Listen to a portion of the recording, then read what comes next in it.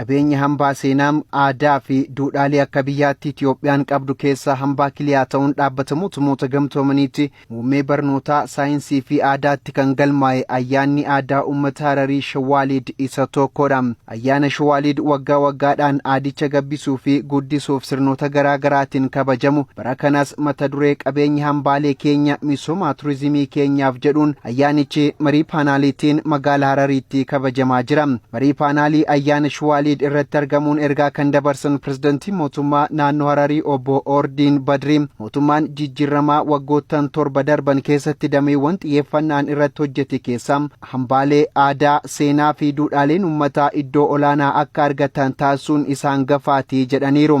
Bu'aa jijjiiramaa gama kanaan argames sirnaan yaadachuun dhandhamuu qabnaas jedhan obbo Ordiin Badrii haasawa taasisaniin. ዛሬ የሸዋሊድ በዓልን ለማክበር ስንሰባሰብ የለውጡን 7ኛ ዓመት ማሰብ ግድ ይለናል።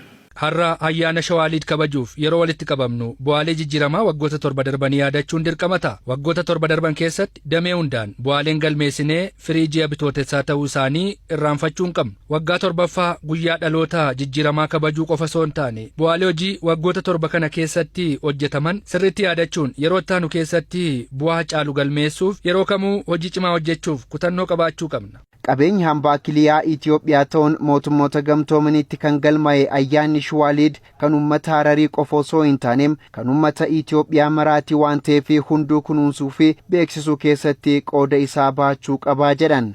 Shawaalid በዓለም ቅርስነት መመዝገቡም ከሀረሪዎች ባህላዊ ፌስቲቫልነት አልፎ የመላው ኢትዮጵያውያን ayyaanni Shawaalid hambaa kiliyaa ta'ee galmaa'uun isaa uummata Harariif ayyaana feestivaalaa ta'uurra darbee calaqqee aadaa fi duudhaa uummata Itoophiyaa addunyaa ta'uu danda'eera.